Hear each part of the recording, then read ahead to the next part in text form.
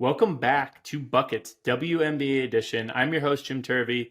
I'm joined for somewhat shockingly the first time this WNBA season. We're going to have him on a bunch, though. It's my future J buddy, my future Joe Dolera. Joe, so nice to have you on finally. We text about the W a lot, but this will be your season debut. We'll be hitting the ground running with a bunch of stuff, though. But how's the season been going for you?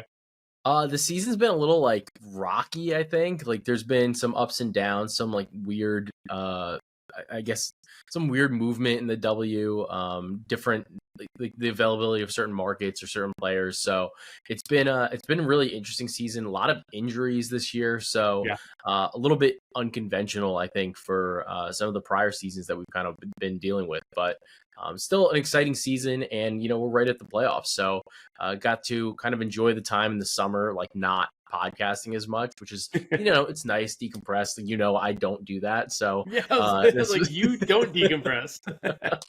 so it's pretty But good for me. So I'm happy to be here. a relative decompress, a Joe Yeah. Dolera level decompress. I mean that definitely has been kind of the sentiment of everyone who's come on and myself as well.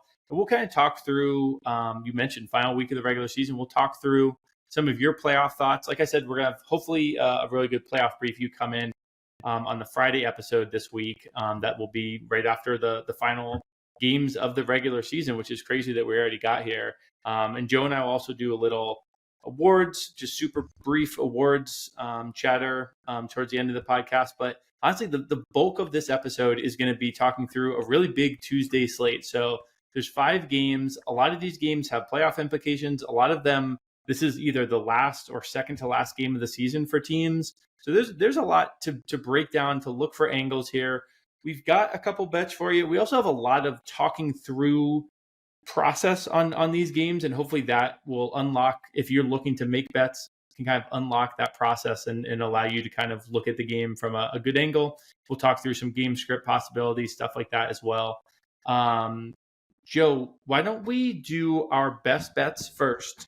And then as we go through the slate, we'll reiterate those bets. But I'll make sure if people are listening right off the top, they get those bets, because we'll go kind of deep on each game, maybe 5 minutes per game, and really give folks stuff to think about for each. But before we get into those, Joe, what are your best bets for the Tuesday slate? So I like Sabrina Ionescu at over 14.5 points, 15 plus, about minus 115 right now in the market. And my other one is a piggyback off of you. So I'll let you give yours, and then I'll give my alt version of it. Perfect. I'm going with a teammate of Sabrina for one with an under. I'm going Jonquel Jones under 13.5 points. Joe and I will talk through why I think both of those angles actually make a lot of sense for this New York game on Tuesday. And then Courtney Williams under 15.5 points. That's the one that Joe's going to build on. We've got some leans, like I said. I've got a couple of leans on sides and money lines in particular that I'll talk through as I get to the game. But Joe, you when I shouted out this Courtney Williams bet to you before we got on here, you're like, actually, I think this is a pretty smart way to play it. And I got to agree with you. It's not widely spread that we can bet this yet, but is definitely an angle I'll be on once it's out of every book. You want to talk through that best bet that you have there for Courtney Williams? Yeah, so I like under 27.5 PRA, but then I also am going to parlay each leg of her points, rebounds, and assists under for this game. So we'll that's the bet, and we'll dive into it a little bit more when we talk about that game. Perfect. Yeah, well, let's lead with the game where we actually both have best bets here. This Washington Mystics at New York Liberty. Liberty are favored by 13. The total here is 159. On the Washington side, JC Sheldon remains out. On the New York side, the big story is, last time I was on here, I was talking about how, okay, I think Sabrina's going to play. I think they really want to get minutes with this core 5 that hasn't played a single minute together. Well, they still have not played a minute together. I mean, that read was entirely wrong. Sabrina sat that game. They now have this game doesn't really matter a ton for Liberty, I don't think, standings wise. They're locked into a road game road series in game 1.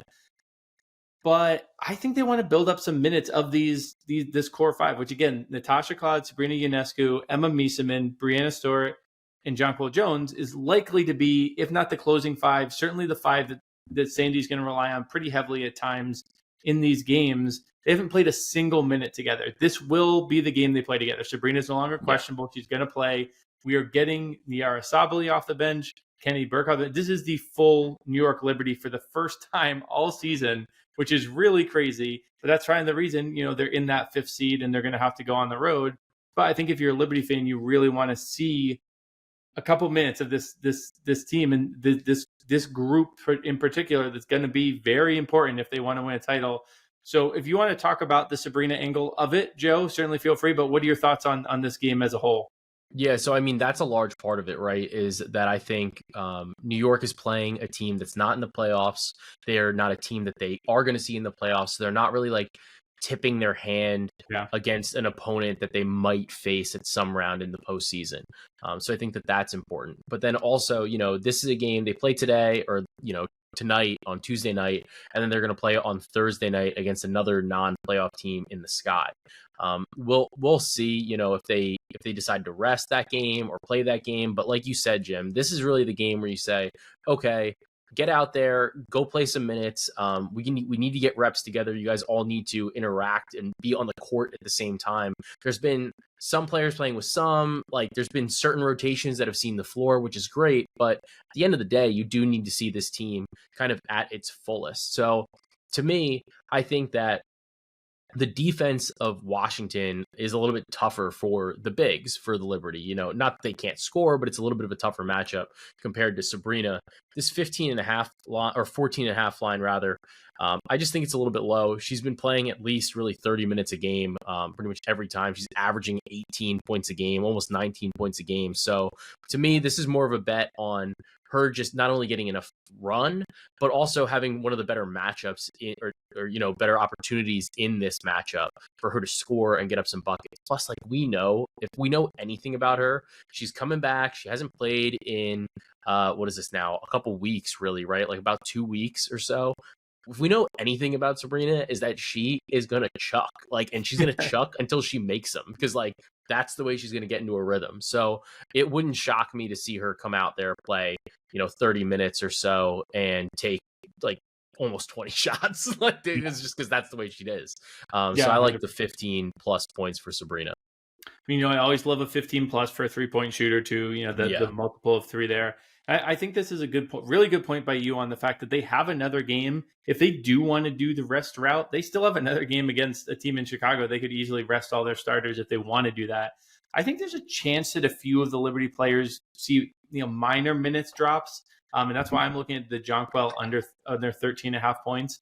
She just has seen a minutes drop since Stewie has come back. With Stewie, Emma, and JJ all in the front court. That is they can play together, but it's not the cleanest. It does make a lot of sense to have, either Emma Stewie or JJ Stewie or, whatever combination there. The last 3 games, Junkwell has scored 13 points combined. She has 6 points, 5 points, and 2 points. The most recent game, she got into a little foul trouble. This is a tough Washington front court. I also think it's a Washington team that is kind of wrapped up the season. There's definite blowout potential here. They've lost 9 straight. The Mystics have, the most recent by 29 points. So I think there's unders and blowouts. I always think that's a possible look. But this I would say approach this slate in general with a little bit of caution, unless you think you have a really good edge. And Joe, before the show, had one that he was thinking of trying to find. So again, if anyone knows this one, definitely send a little DM and we'll get in on it together. But talking about, we saw in the NBA with Mikal Bridges how he played. He literally took the opening tip, and then I think they fouled and took him off seconds later. So the W is almost caught up to the NBA in a lot of the sharpness of betting it and some of the information out there. But this is the type of thing I could totally see flying under the radar. If you're watching pregame for a game and it's talking about, the Courtney Williams one is interesting. She has played the last 3 seasons. We'll break it down in full later. But there's a possibility they're we want to get Courtney to start. We want to keep her games played streak going, but we're only going to play her 10 minutes. If you hear something like that and you see a kind of funky line, I think that's when you want to jump on these late in the season bets. Otherwise, proceed with a little caution, because these games can get a little funky. We've seen a lot of weird overall team results, but also player results. I had a same game parlay for the parlay science I do in that Discord for the Sparks game last time. Joe, you and I were both on. You're kind of thinking Kelsey Plum was going to have a big game. It was a must win. I think I lost every single leg of the same game parlay. That does not happen It just often where I somehow just fully whiffed. They won by a ton, and it was Azari Stevens who did it. So there's funky things that can happen. If you see a really good edge, like, a games played thing where they're just going to sub out after the first half, first quarter, something like that, jump on it. That's when you go big. But a lot of these plays will be giving out, especially some of the money line and spreads that I'm going to talk about throughout the episode here. I would not go crazy with these bets. I do lean towards the Liberty, in part because I do think Washington has folded up a little bit, and they're fine, playing for next season at this point. But there's definitely a risk of some minutes limits coming in. There's a risk of that core five group, struggling a little bit to get their footing when they're first playing together. So it would not be a big bet for me. I just think this core five is going to play really well together, and I'm really excited to see those minutes. I think they have the possibility of kind of running Washington out of the gym. You can also look at like a first half Liberty bet there that kind of covers you if they do limit minutes, and get you out the door of a backdoor cover or something like that. Joe, you got any final thoughts on this game, or should we move along to the next? No, I think we're good. It just is kind of a game that might not matter besides getting warmed up for the playoffs. Yeah, absolutely. Speaking of which, we have Minnesota at the Fever. Fever are plus 2.5. The total is 162. We've got Nafisa Collier sitting out. This is such a bummer for us, Nafisa Collier MVP bettors. We don't have to get too deep in it now. We can maybe talk about it at the end. But she's out for rest. They seem to be prioritizing a title over any personal awards during the regular season. It makes sense. Dejanay Carrington's still out for them as well. And then for the Fever, it's just all the out for the season gang that has been out for a while now for them. Minnesota has the 1 seed locked up. Indy has clinched, but they haven't clinched what seed. So they could move up to the 6, I believe, and they can slip to the 8. So there is something that matters here for Indiana. We don't have any best bets per se on this game. Oh, no, we do. We've got Court. We have best bets on the first 2 games. So, Joe, why don't you talk about the game in general and the Courtney Williams of it all as well? Yeah, so I mean, it's clearly a game that Minnesota is not like super interested in winning. I think this is a game where you say, like let's put everybody out there. We're gonna get everybody a couple minutes. It's obviously it's a road game, so they're not in front of their own home crowd. So I think maybe that would be a little bit different in terms of maybe resting Fee. Like I feel like the W players for the most part have been like they're pretty conscious, especially because there's not as many back-to-backs of like trying not to like skip games for rest, especially in front of their home fans. So I think that's important. But the game itself, I don't think matters to the Lynx, and I think that they obviously just want to get healthy and be healthy going into the playoffs. So I was looking at Courtney Williams. I know you were too, Jim. I think that this is a spot where maybe you can bet some unders on Courtney Williams. Like the PRA under, I think is good. In large part, I think that these lines are going to be elevated like kind of improperly because Fee is out. So she's only averaging her PRA lines at 27.5. She's only averaging about like a touch under 25 on the season, and even without Fee, she's only averaging 23.2 this season anyway. So she's actually seeing a decline in the PRA without Nafisa. So I think that that's important. That's relevant. It's a little skewed because she's got one game against Indiana where she only played like 14 minutes, but even then she's only averaging 25. So I think looking at it from even just that perspective, I'm comfortable with an under on like a PRA type of prop. But in the event that Minnesota wants to make sure that she just, she plays like like not like a crazy allotment of minutes, but like a decent allotment of minutes, right? But maybe not her full load. That's going to directly cut into some of the opportunity, some of the minutes. And I like to do a combo stat for this then for an under, because I just think that like there's opportunity to go over in maybe points or maybe assists or maybe even rebounds, but it's very difficult to get enough opportunity, especially in a combo stat, to go over that line if your minutes are getting cut, unless you just go like thermonuclear from scoring realistically. Yeah. But even then, if your minutes are cut, it's going to be hard to rack up the assists at the same time too. So I like the under 27.5 PRA. And in the event that you agree with me and you agree with Jim, where maybe the minutes get cut, parlay each of her props. Parlay the under on the points, the rebounds, and the assists. You can probably get like at least 4-1. And I think that that's worth it as kind of like a down the ladder type of play for Courtney Williams. Yeah, I absolutely love that one. You brought that up before the show, and I was fully in. We just need to wait for a book that is approachable to hang, and Yeah, we can go bet it. It's plus 550 on I think or 525 or 550 at bet 365, but we'll have it at other books eventually. I think FanDuel will have all those lines eventually. So yeah, Joe broke it down really well. I really like the point you made with Fee off the court. Yeah, her scoring doesn't even pop all that much, so I think they've kind of inflated her points prop here because of that. I'm not sure if that's actually the play to go over, even if you are thinking like, oh, she is going to get full minutes load. Indiana defense, like we've said, is they've settled right around the middle of the pack. That's a much it's a big improvement over years past, and kind of what this line I think is baking in. It's well above her season average. She hasn't cleared this her last 4 games. She hangs around. She got high floor to her scoring. But I think there's a very good possibility that, she either has limited minutes or just limited opportunities in the game that the Lynx aren't going to be, super, super locked in on. They're a good enough team that they can kind of, zombie walk their way to, being in a game. But I think the Courtney Williams under Zag is a good look here.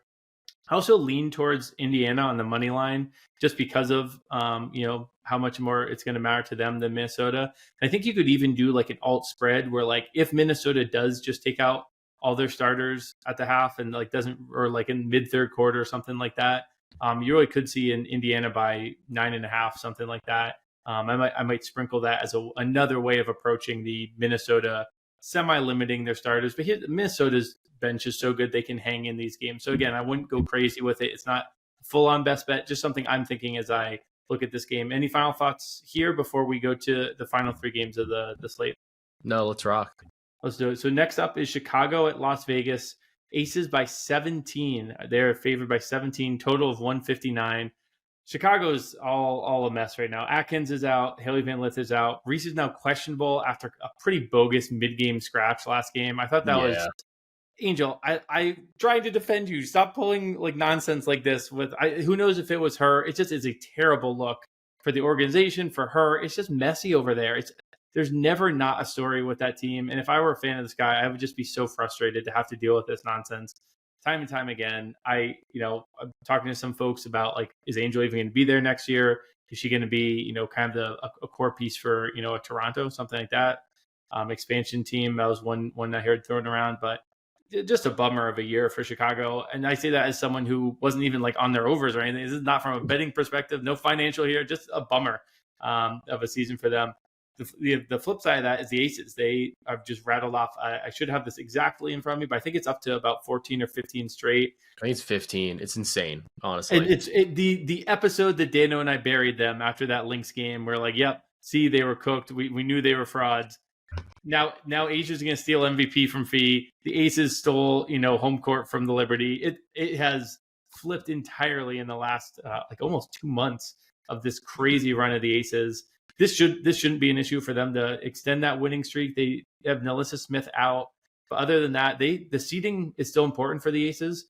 They're tied with the Dream. They're only a game ahead of the Mercury, so I think they're going to be trying in this game. I don't have a bet here because this just smells like a funky game. It's either going to be a crazy blowout, which is over at halftime, which I could very much see happening, or it's one of those games that's like a nonsense. How is this like a 10-point game with 5 minutes to go? I don't want anything to do with betting this game. Do you have any betting thoughts on this game, Joe? I think if I had to bet something, not even looking at the line, my thought would be Sky, like team total under in the first half in particular. Yeah. Because I think if the game gets like way out of line, then, you're going to pull Asia, you're going to pull Jackie Young, you're going to pull like Chelsea Gray, you're going to pull the starters. And then you're going to say like, whatever, this game's over. We got another one coming up. I think the first half team total under would be like where the defense really locks in and says like, nope, this game's over. We're going to put you, bury you, and then send you to New York before you go to Cancun. I'll say this one might be a decent live bet chance. If you see the Aces go up really big in the third and they do finally pull their start. They pull the starters really late in W games, so it's hard to do this.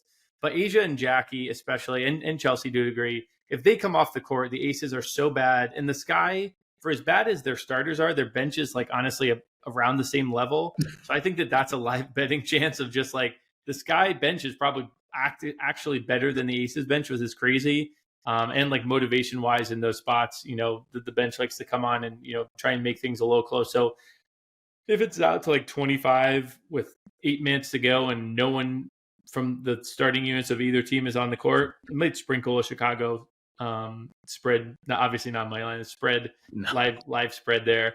But again, this is not a game I'm looking to get too deep in the weeds on. So let's scoot ahead to the next one. We've got the Golden State Valkyries at the Seattle Storm. Storm are laying 6.5. Totals 153.5. For the Valks, Tiffany Hayes is still out. Zandolcini is questionable. I feel like she's questionable every single game somehow and either plays or doesn't play, just like alternates. Kind of a funky one there with her injury. Seattle remains healthy. This is big for both teams. So the Valks are clinched, which is amazing. All credit to them. I think Nikase is locked up Coach of the Year. I think Burton's locked up Most Improved. They're gonna have some hardware to show for an awesome season. Seattle's close. They have not clinched. If you tailed myself, any of the bet she wins folks before the season, that has turned into a very sweaty bet. Seattle's lost close game after close game, but they're close. They either need to win this game, which is their final game of the season. If they don't, the fate's out of their hands. I will talk about LA has 2 tough games left, but you don't want your fate out of your hands. So I think Seattle will have a lot of motivation to win this game. I just don't know if I trust them a lot. But Joe, what are your thoughts on this game in general? I don't think either of us have a best bet, but what are your thoughts on this game as a whole? I think it's actually kind of interesting because the Valks have won 2 of 3 games this season against the Storm. So it's also for like tiebreaker purposes anyway. Like, yeah.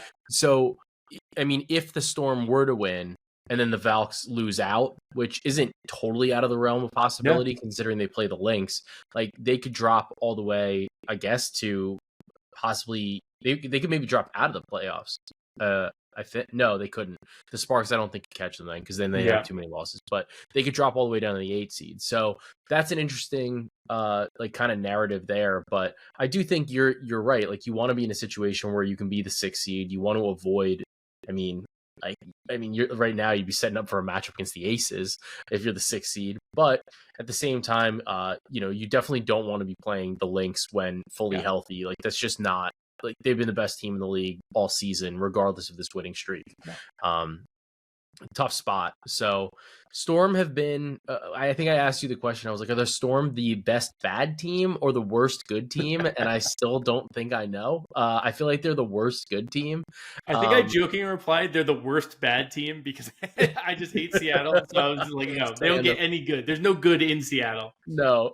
So it's tough with them, but I would maybe look at an under here. If it's going to be played with like any type of playoff atmosphere, playoff fear, or playoff feeling, then maybe the under. Yeah, I think the under is a really good look. I was thinking about the same thing. 2 really good defenses and 2 pretty sus offenses at times.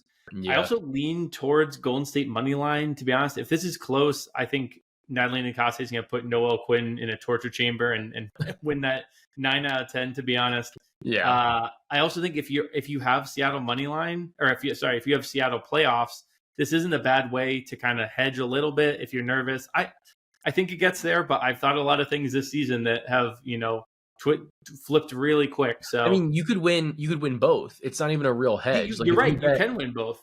Yeah, if you bet Golden State money line, like you could still win both bets. It's a great point. I this is actually one of those times where I don't hate it as like. I don't even want to call it like a hedge. It's really like a middle. It's almost like a middle. It's a free roll to a degree. Yeah. So I really like that. I like that a lot. Let's go to the last game here. We've got the LA Sparks at the Phoenix Mercury. Total of 173. Kelsey Plum questionable. It seems like kind of a shocking questionable tag. They're playing for their lives. They still, like I said, do have life if Seattle loses and they win their final 2 games, which is in Phoenix, but then hosting the Aces. 2 very tough games, but they are still alive. So I'm pretty surprised to see the questionable tag from Plum. I would be pretty surprised if she hasn't played in this game.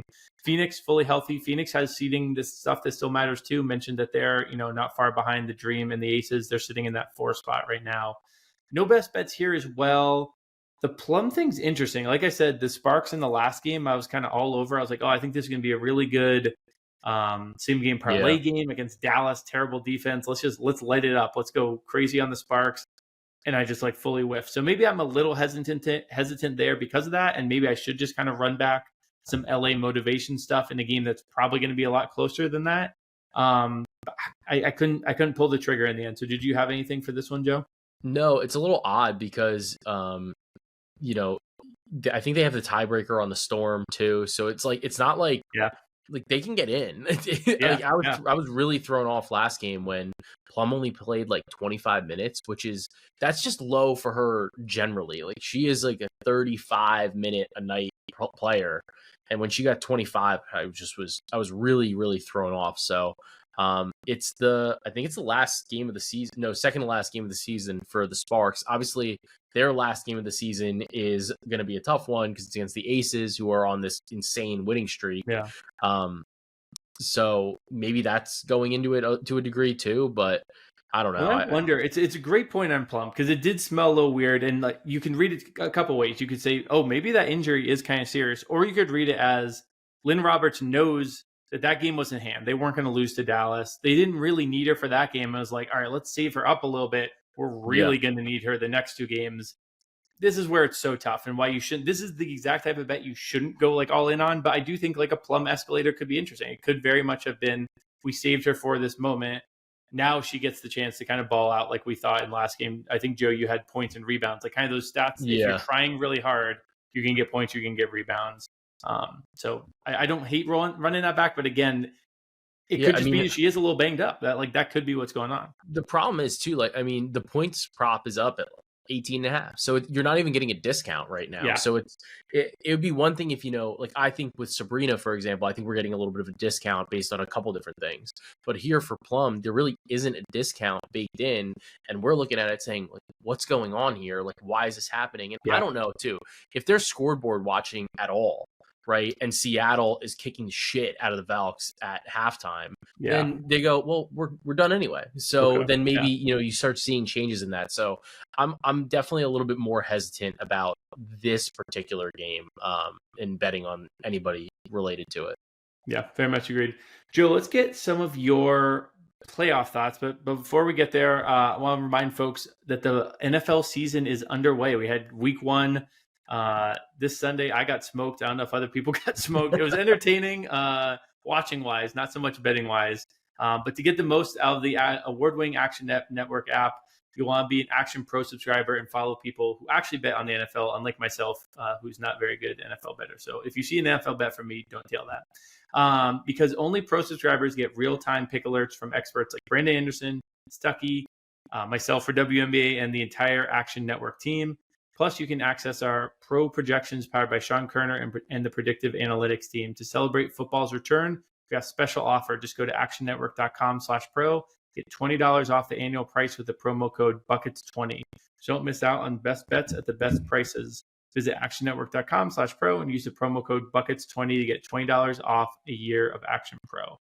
Joe, I said we were going to do playoffs. Let's super quick whine about awards. Let's lead with MVP. We talked about this earlier. This is brutal. Asia, I believe, is out to minus 300 in some of the books I was looking at. Do you think that this award is wrapped up for her with Fee being out on Tuesday, or do you think that there's somehow a way where this narrative got spun up in the last couple of weeks, but when people zoom out and they say, Fee missed some games, but this was the best player on the best team. And I do have a little bit of voter fatigue. Do you think it's possible she's got a chance, or do you think Asia's wrapped it up? I think it's possible. I think part of the issue that I have, right, is the Aces are on this insane winning streak. It's possible they still finish as the 3 seed. So it's like you look at this, and I'm not saying this in like a negative way, but it's just less impressive. I mean, there are significantly less teams in the W. So like when you say that you finish as the 3 seed, it's not as impressive when compared to say the NBA and you're looking at 30 teams. So it's a little bit of a different situation to say you're the 3 seed. And honestly, when we talk about the NBA, the 3 seed sometimes is like a disqualifier. They're like, no, you're not good enough. So that's, I think, one of the problems. The other thing is too, Fee missed a lot of time because they were so good. They were They so didn't, yeah, fucking good. Like, yeah, I think if they were in a different situation, like, I mean, she came back and just absolutely crushed in that first game, So I mean, I think that she could have played, there probably was a time where she could have come back earlier, but they didn't need her to because they got out to such a big lead early in the season. So the stats are pretty similar. I think the defense is good for both players. They're both two-way players. They're both the best players on their team. I just think that there's probably a little bit of voter fatigue for Asia. This Lynx team, they lost in like tragic fashion in the finals. I think that there's a look to maybe reward Nafisa Collier still to a degree. I mean, I think it's just as one of those bets where you make it, and I think that W voters are more nuanced in terms of their way of voting. Where if you want to vote for Fee and you have reasons for it, fine. If you want to vote for Asia and you have reasons for it, fine. That matchup is not the reason that you should vote one way or the other, because if it is, then Fee wins 2-1. So it's, remember that 56-point win from exactly. So I think that that's not what you're going to get from W voters. You see people move these markets. These markets are it's a one-way market for the most part, right? Like, unless you're playing on an exchange of some sort, or a prediction type of market. These are one-way markets, and honestly, I think if you could bet, if you had to look at it from a bird's eye view, I don't think that these two players are that far apart. But at the end of the day, a large reason why the gap closed is because Fee was hurt, but also she was in a position to miss a lot of time because the team was so good in the games that she played. They still performed well without her. However, I think they were just cruising no matter what. Like, that team was loaded. They went out and made some trades. So I don't think it's a total foregone conclusion that it's going to go one way. Yeah, I agree with you. And I think your point on like these markets being driven by, it's not by voters, it's by people trying to read the sentiment of the voters. But we've seen many times with these mirages of a number that goes towards a favorite, and then suddenly that person wasn't the winner. It sounds like we're two people who bet Fee who are trying to talk ourselves into it, and maybe that is 30% of what we're saying. But I do think that it's a little closer than saying Asia is 75% likely to win this right now. Of course, would not say to bet it all. Let's zoom through a few that I think are wrapped up. Rookie of the year, Paige has. There's some great other rookies in the class, but Paige has that hands down. I think Natalie Nakase locked up Coach of the Year. I was pulling for Smeskell, and man, like in 90% of the other seasons, I think he wins it this year. You have a really good case there. If they hold on to the 2 seed and have 30 wins, that's an incredible resume. Awesome. But if you take an expansion team that people were saying was going to win single-digit games, and you make the playoffs and potentially as a 6 seed, like, you just have to give it to Natalie.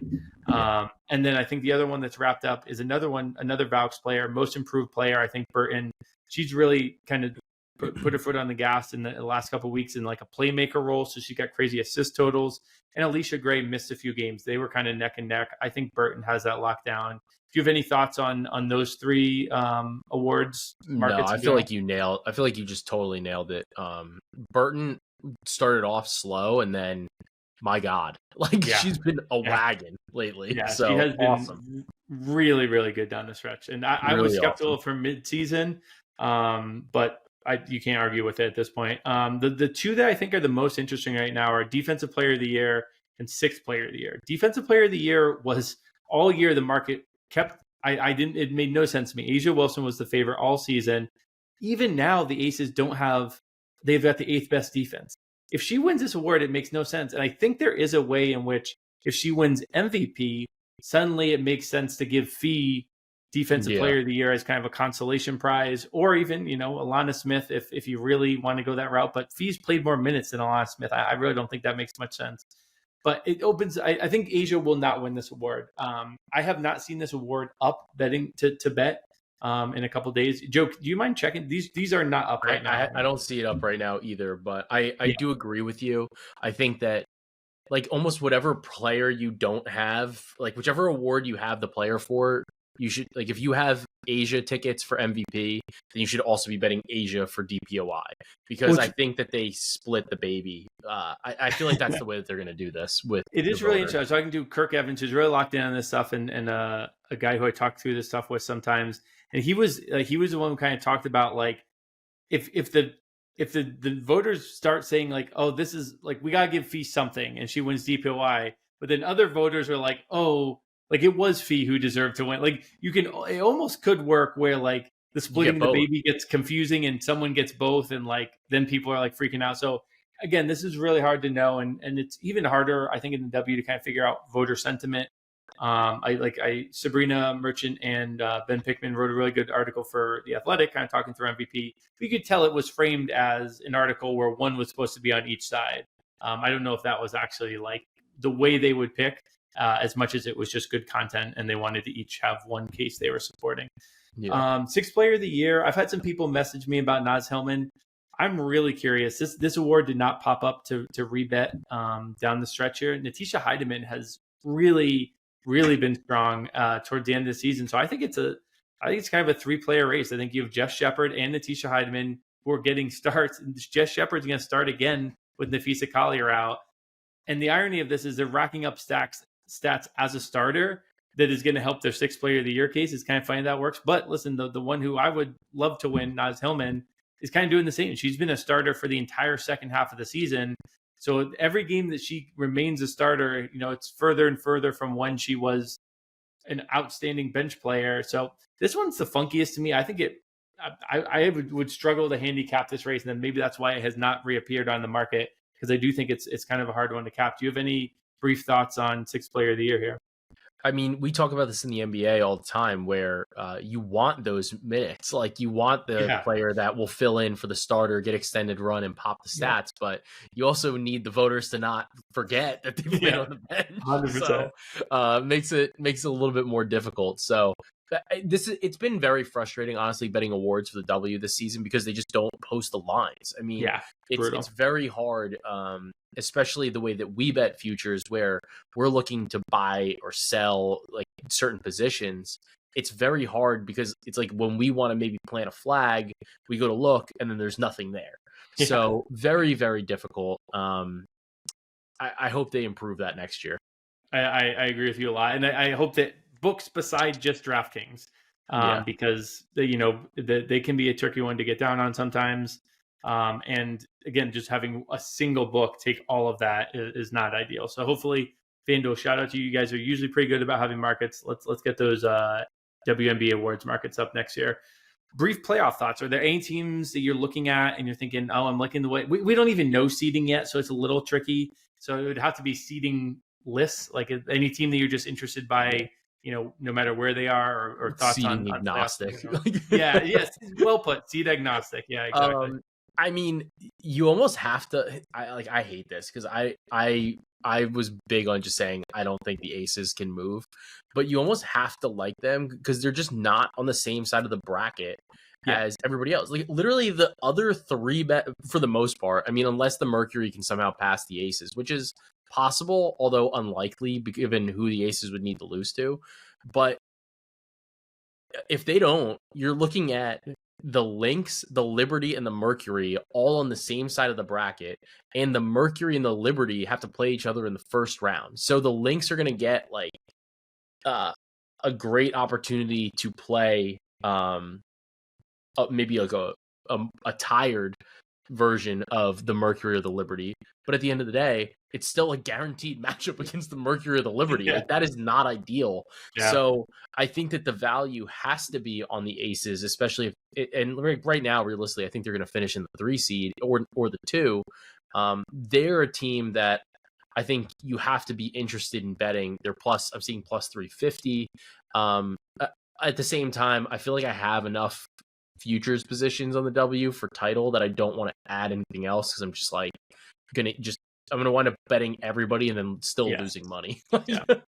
No, you honed in on the exact spot that I did. And listen, I don't want to come across as like whining or anything like that, but we have joked about how this season has turned out futures wise like about as rough as it could have for a Yeah. WNBA season. I think we'll probably still end up, a little bit positive, but like hitting all the teams that we loaded up on futures were the Lynx preseason, Liberty right before Misamin, and Mercury when they were kind of like making their jump into like legit contender. And all three, like you said, are going to be on the same side of the bracket. I know.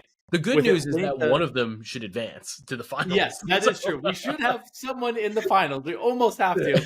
Somehow the Valkyries are going to slip to the 8th seed and just fully slit my throat for the whole season. Just get it over and done with real quick. But yeah, it is. I'm with you, Joe. I'm not going to add a position on the Aces. It feels like chasing at this point. I try not to get more than 1 or 2, maybe 3 in terms of title and MVP. Those are ones where you really don't, like, you can kind of chase in some other markets. Like if you're adding like a 50-1 and other stuff, like we saw with Naz Hillman, you can chase that. And then that's like a favorite a week later. Here, you're not going to be able to chase like a 50-1 that's going to be relevant, really. The Seattle Storm are the team that have the talent to be in this conversation. But if you, I bet them preseason, which was idiotic. Yeah. And B, if you think I'm putting another dollar on the Seattle Storm, you have another thing coming. So honestly, the hope, I think, is that, the Aces play Golden State in round 1. Golden State wins game 1, and then you just smash Aces because like you're just gonna have to get a good number, and then that'll be the time that the Aces fucking lose. Yeah, like they'll lose 2 in a row after winning like 17 straight. that would be a fitting end to this W season. Yeah. I am really bummed. I think I'm probably going to be, again, they'll probably get me. I do think I'll probably be fading the Valks in the playoffs. They have to play. They don't get to play in Valhalla, which is such a bummer. Scheduling conflict. They literally didn't think they were going to make it. Yeah, I mean, and it's like very understandable. Their number to make the playoffs was insane, which again, just credit to that organization and coaching and the players themselves. The players got to get a lot of credit. So a very funny fitting end to this season would be, the Valks somehow going on a run, not in their home stadium somehow would be pretty fun. Awesome. All right. Well, that's this episode, Joe. Great having you on. Great chatting it up with the W. Joe's going to be on a bunch during the playoffs as well. So you'll get to hear us, we'll be chopping up with our future Jays over on the NBA side, and then we'll be doing these W episodes as well for the postseason. If you'd like to tail any of our bets we talked about today, check out the quick slip link in the episode description. We'll also post some of our picks. Joe and I are very diligent about posting picks in the Action Network app, so obviously give a follow there if you're not already somehow. Also, Action Network is relaunching the Favorites podcast. So we've got Stuckey on there, who you probably already know. If you listen to any Action podcast, he kills it over there. Or he's new over there, but he kills it on many different podcasts for us. Yeah. And then we've got a new co-host, a Buckets guy, Brandon Kravitz, our guy from Buckets, who I think both of us have potted with. He'll be over there. And then newcomer Kendra Middleton, who I'm excited to hear. I know, Joe, you were sharing some of her stuff. I was pretty impressed and excited to see what she can do. That trio should be really good. So new episodes of the Favorites, talking all things NFL, will be every Tuesday, Thursday, and Sunday. So definitely go make sure to check that out. Guaranteed it's going to be more Jags content than you've ever had in your life. Yeah, I started following Kendra recently, and it's just like there's suddenly like nonstop Jag stuff in my feed. I was like, do I want this? I think maybe I do. Can't have too much Trevor Lawrence in the feed. So make sure to download the Action Network app. Like I said before, make sure you like and subscribe. If you are watching this on YouTube, make sure you rate and review. If you're listening as a podcast, my thanks as always to David Payne on the audio, Gifford Gould getting this up on the YouTube side. And for Joe and myself, let's get buckets.